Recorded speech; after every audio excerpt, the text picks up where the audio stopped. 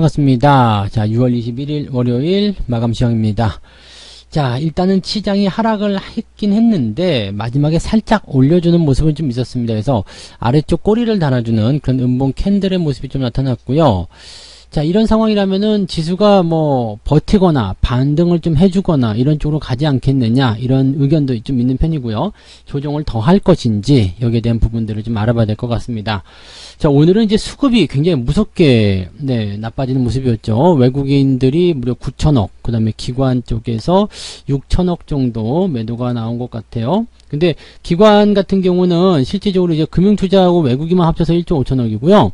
그 다음에 기관 총 합계는 기관만 1조 원 매도가 들어갔어요. 그래서 기관과 외국인 합치면 1조 9천억이 넘는 그런 매도, 거의 2조 원이라고 봐야 되겠죠. 그래서 이 정도면은 거의 뭐 쏟아냈다라고 봐야 되겠죠. 기관들 전부 다 팔았어요. 연기금부터 시작해서 지금 매도가 어마어마하게 나왔다 보셔야 될 것 같은데, 이러다 보니까 이제 종목들한테도 영향을 계속 갔을 것이다. 또 시장 분위기가 별로 안 좋아졌을 것이다 라고 봐야 되는 건데, 근데 좀 재밌는 거는요, 추세가 좋은 종목들, 이런 종목들은 주가가 좀 조정을 받긴 했지만 그렇게 위협적이지 않았다라는 판단을 좀 내려야 될 것 같아요. 그래서 일단은 뭐 대형주들에 대한 포지션들이 매도를 통해서 악화되었다라고 봐야 되는 내용이지만, 일단 중소형주들 같은 경우는 또 그동안 계속해서 올라왔었던 그런 추세 좋은 종목들, 이런 것들은 그나마 좀 잘 버티지 않았느냐, 이렇게 판단을 좀 해볼 수 있는 내용이 아닐까 생각되긴 합니다.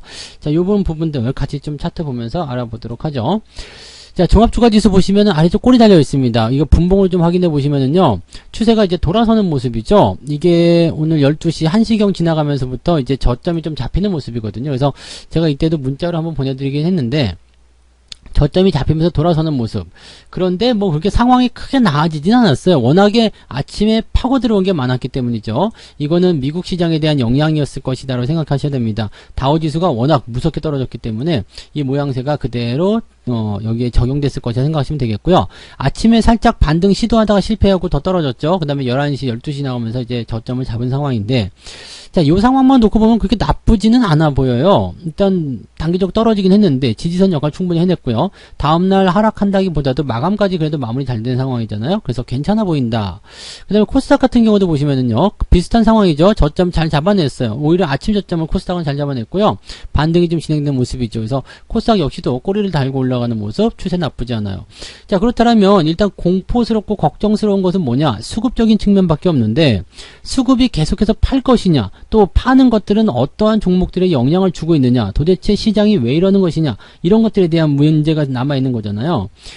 사실 이번 주에는 이벤트가 없어요. 특별한 이벤트 없고 그냥 이 연준 위원들의 발언, 이런 것들만 나와 있는 상태인데, 여기에 너무 과민하게 미국 시장이 반응을 하려야 될 이유도 없어요. 일단 연준에서 나온 결정도 뭐 2023년에 이제 그때까지 금리 인상을 하겠다는 얘기가 있었기 때문에 뭐 2022년에 할 수도 있고 2021년 올해 할 수도 있겠습니다만, 지금 당장은 어차피 금리 인상이 되는 부분이 아니죠. 그래서 뭐 이 정도면은 괜찮았다라고 판단해 볼 수 있는 내용이긴 합니다. 그리고 지난주에 다 소화를 했죠. 경제지표라든지 이런 거 다 소화를 했는데, 연준 위원들의 이제 독단적인 어떤 그 발언들이 있었잖아요. 그런 것들이 이제 시장에 부담감을 줬다, 이렇게 봐야 되는 내용이겠죠.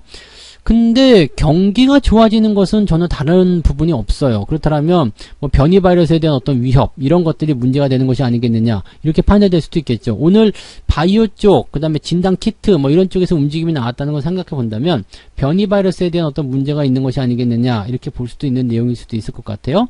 근데 이 변이 바이러스 같은 경우가 다시 뭐 과거의 어떤 코로나 상황처럼 뭐 문제시 된다거나 그러진 않겠죠. 일단 후퇴할 수는 있어요. 경기 회복에 대한 부분들이 지금 뭐 당장 이번 하반기부터 뭐 좋아질 거다, 뭐 해외여행도 가능하다, 이렇게 얘기가 나오고 있다가 조금 후퇴할 수는 있겠죠. 그렇지만 여전히 그 범주 안에 들어가 있는 부분이기 때문에 특별히 걱정을 할 만한 그런 내용은 아닐 거라고 보여지거든요. 그러면 시장이 약간 과민 반응을 보였다라고 생각할 수 있는 내용이 될 것 같고요. 그 다음에 지수에 대한 부분들은 이제 밑에서 또 받아주는 움직임들이 있기 때문에 괜찮아 보인다, 이렇게 할 수 있겠죠. 자, 그러면 도대체 수급은 왜 이렇게 많이 팔아먹은 것이냐, 시장이 그렇게까지 나쁜가? 라는 생각이 들기도 할 건데, 그 정도까지 나쁜 게 아니라면 도대체 왜 이렇게 파는 거냐?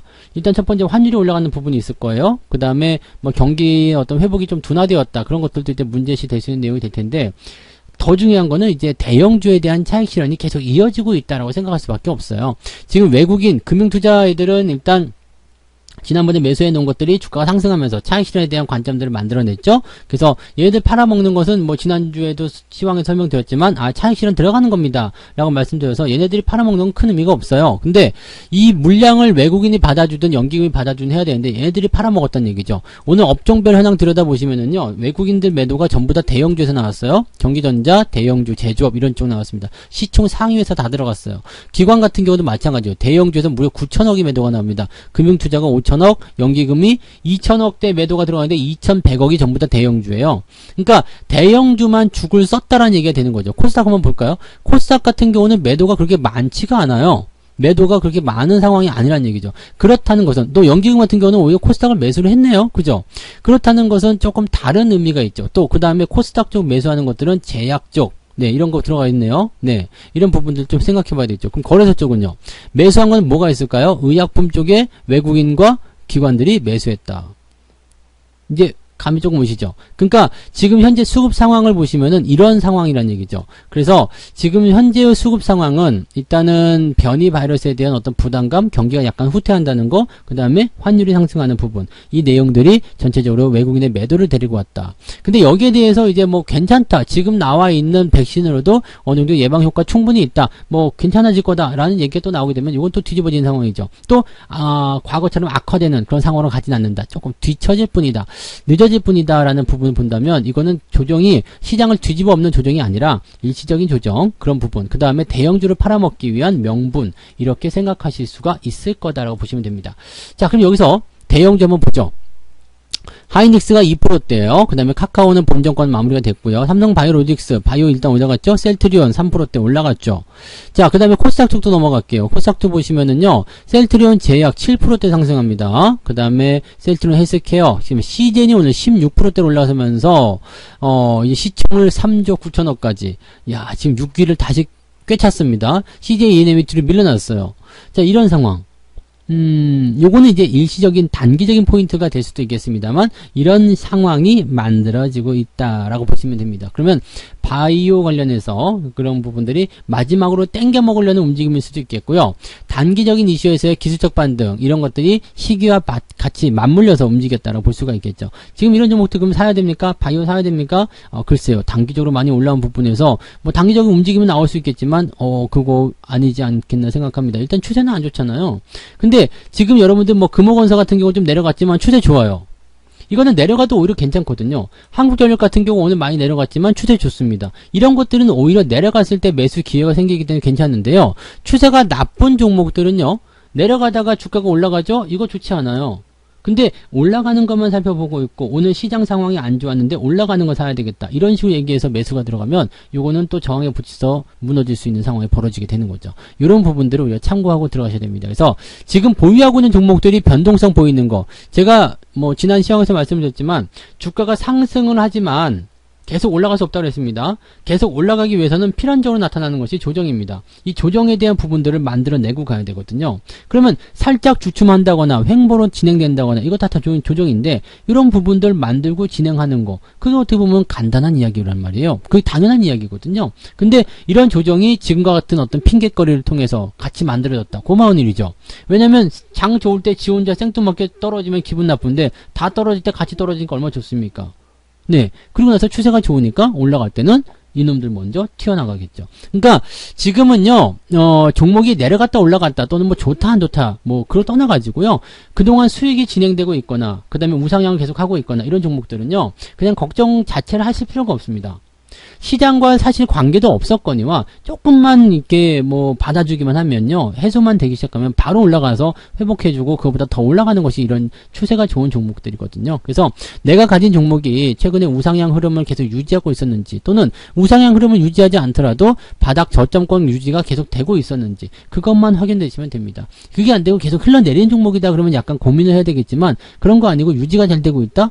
그렇다면 나는 괜찮다고 생각해요. 그래서 일시적인 조정에 대한 부분들, 뭐 추가적으로 하루 더 내려갈 수도 있겠지만 그런 것들 어차피 제한적인 조정이기 때문에 그렇게까지 걱정하실 필요는 없습니다. 그래서 그런 부분들 참고하시고요. 수급 주체들 같은 경우는 이제 매매 동향 한번 살펴보죠. 매매 동향 살펴보시면은 지금 금융투자나 이런 애들이 뭘 했냐면 인버스 순매수하고요. 삼성전자, 레버리지 다 갖다 팝니다. 시장 더 빠질 거다 예상하는 거죠. 시장 더 빠질 수 있다라는 쪽에 예상이 들어가 있는 건데 시총 상위권 종목도 쭈루룩 갖다 팔아먹습니다. 그런 내용들. 그리고 두산중공업도 오늘 팔아먹었네요. 뭐 그렇게 많이 올라온 모습은 아니어서 이런 것들도 좀 그렇긴 한데요. 어쨌든 그 다음에 연기금 같은 게 마찬가지. 삼성전자, 한국전력, 하이닉스 쭉쭉쭉 팔아먹습니다. 그동안 뭐 계속 팔아야 하는 종목들부터 시작해서 시총 상위에 들어가 있다면 다 팔아먹은 거예요. 그 다음에 올라오는 것도 보시면 바이오 쪽에 대체적으로 많이 들어갔다라고 판단하실 수가 있겠죠. 외국인도 마찬가지요. 삼성전자, 하이닉스 다 팔아먹었고요. 셀트리온, LG전자, 네이버 조금 샀네요. 그 다음에 뭐 HMM도 매수했는데 아니죠. 네, 그 다음에 셀트리온 헬스케어처럼 이런 거. 자, 이런 쪽 매수가 들어가 있다는 건 일단 생각해 볼 필요가 있을 겁니다. 그래서 지금 수급 주체도 그런 쪽으로 움직이고 있고, 그렇다면 단기적으로는 지금 뭐 중소형주라든지 바이오 쪽에 뭔가 기대감이 모여질 수도 있는 상황인데 대형주 쪽에 대한 차익 실현은 당분간 나올 수밖에 없습니다. 이거는 뭐 별 수 없는 상황이죠. 계속 나타날 수밖에 없었던 내용이고요.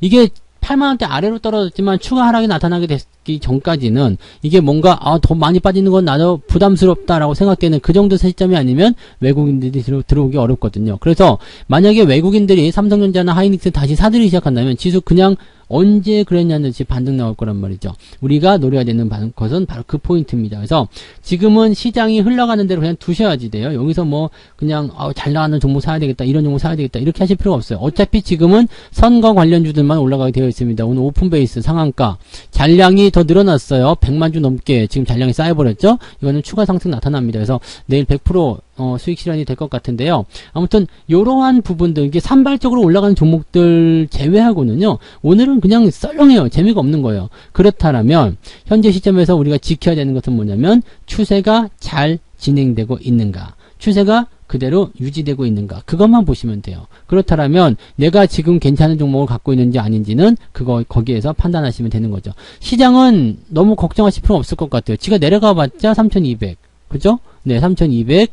그 다음에 코스닥 같은 경우는 지가 내려가 봤자 990. 이 정도거든요. 그러면 뭐 그렇게까지 큰 충격 받을 만한 포인트는 없어요. 그리고 이제 주 중반 들어가면 파월 의장이 약간 비둘기적인 이야기를 할 것이다라고 얘기가 전망이 되고 있기 때문에 거기서 또 해소가 되는 모습이 나타나죠. 하루 이틀 정도 변동 나오는 거는 그냥 그러려니 하십시오. 그동안 계속 올라가기만 했는데 조금 쉬었다 가는 것도 괜찮아요. 그래서 주가가 더 많이 오르려면 이런 조정은 필수적이다. 근데 마지막에 이제 나중에 주가가 조정받고 나서 추세를 완전히 또 이탈하는 모습이 나타나면 그때는 조정에 대한 대비를 그때 하시면 돼요. 지금은 뭐 그냥 놔두셔도 괜찮다는 말씀 드릴 수 있겠습니다. 너무 걱정하지 마시고요. 이따가 저녁에요. 9시에 제가 무료방송 진행하죠. 그래서 유튜브에서만 진행되는 이 월요일 저녁 9시 무료방송에 오셔요. 그래서 오늘 시장이 어떻게 만들어지고 있는지, 어떻게 해석을 해야 되는지, 우리가 또 어떻게 대응을 해야 되는지, 그런 것들에 대해서 하나씩 찝어보도록 하자고요. 자, 오늘 하루 고생 정말 많으셨고요.